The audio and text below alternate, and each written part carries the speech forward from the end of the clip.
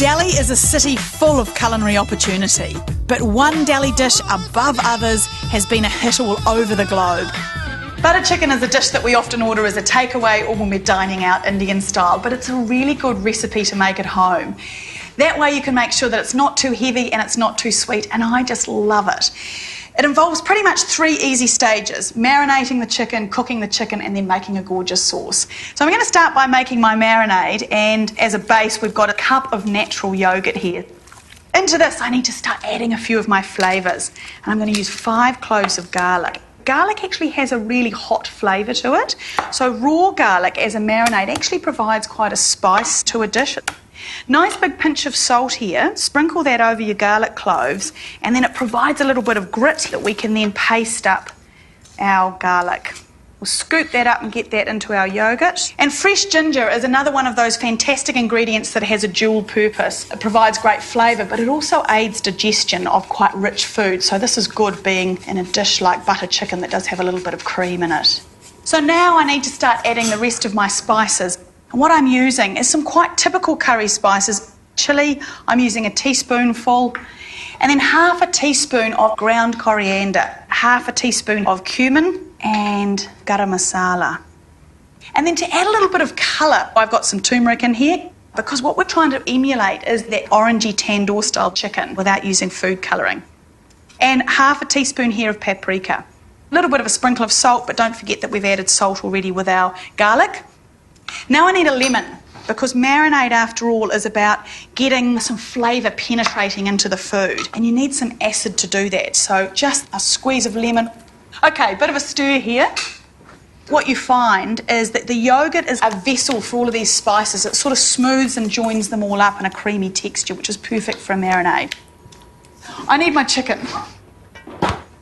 I'm using whole leg today because I love chicken with the bone in. I think it provides really good flavour, and it's much more authentic to use pieces of chicken.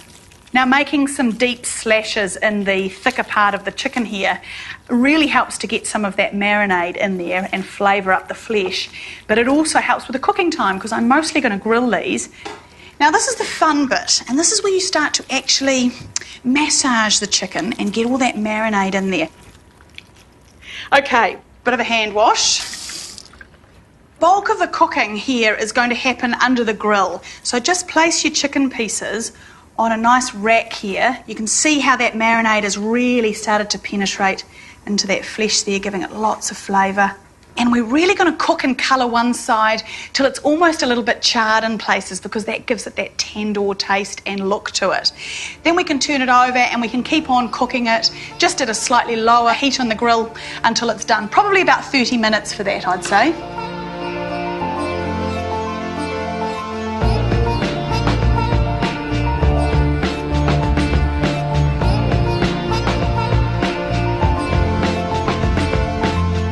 I can now get on with making my beautiful sauce for the butter chicken. And this has a lot of the same flavourings and seasonings that our marinade does, but in slightly higher quantities, so it's quite rich and pungent. And just a nice fine chop this time on these. And this sauce can be as smooth or as chunky as you like, really, on a butter chicken. Often they'll puree it in a restaurant or a takeaway. I tend to leave mine a little bit chunky because I quite like that. So I've used 3 cloves of garlic, and they were quite big ones, and now I'm using around about 1 to 2 centimetres of ginger. And I'm using around 2 tablespoons of butter to fry my spices and flavourings off in. Now we're going to add, first of all, our garlic. Throw your ginger in there as well. And then do keep that moving around in the pan, because garlic does have a real tendency to burn. Now I can add my other spices in here. 1 teaspoon of ground coriander, and then this beautiful turmeric, garam masala, just a half a teaspoon of chilli. You can always add a little bit of chilli later if you want a bit more heat in it. And a little bit of that paprika, probably 1/4 to 1/2 teaspoon there. I love this part of it. I love when the heat and the oil has started to activate the spices and you just get this beautiful aroma coming off the pot. Last spice is a cardamom pod. And cardamom has got this beautiful but quite subtle, almost sweet flavour. A lot of the butter chickens that you do get from the takeaway or the restaurant, they are quite sweet. I think some sugar may have snuck into the recipe there. This one's not like that. It's much more authentic. It's got a lovely tangy flavour to it. The tang comes from tomatoes, so I'm adding 2 cans of tinned tomatoes. You could use fresh ones if you like, if you can be bothered with all that skin peeling and all of that sort of thing. And start to see that that is going to be the most gorgeous gravy for our chicken. Now that just needs to simmer to let the flavours develop, and the chicken should be ready now, so let's get that out of our grill. Oh, that looks great. Out of my pseudo tandoor oven. So now I'm going to get the chicken into that sauce to finish off the cooking.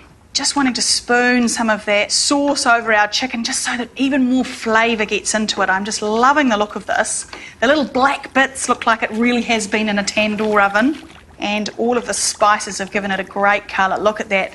And now we add our last few ingredients, the cream and the butter. And you start to really realise why this is called butter chicken. And what butter does to a sauce is it gives it a real gloss. Just a generous teaspoon, I think. And now around 100 mils of cream. And you'll notice that it starts to lighten up the sauce. And I think that's enough cream for us for one day. Now do a good little stir and just try and make sure that that sauce really drapes over your chicken pieces. I love it when you really see a dish start to come together because, you know, you've made it in slightly separate processes and then suddenly it all comes together in this wicked little match. But I always do recommend that one tastes a little bit because I just want to check that all of our flavourings are kind of well balanced enough. Oh, that's good. But it needs a little bit more tartness to it. So just a squeeze of fresh lemon can really help to also cut through that butter and the cream a little bit too. So just a little squeeze. Oh, that lemon has really brought the other flavours up. And the butter and the cream has just smoothed all the spices out. It's great. Okay, time to dish up. And it doesn't need very much, this dish. Just rice and naan and you're bound to impress people. Oh, that looks good. Great. Now let's get this beautiful sauce. It looks like comfort food to me with this thick gravy. And I always think it's good to use garnishes that are appropriate and make sense, so yogurt definitely does. And a little sprig of coriander. Look at that. Oh. So let's have a taste.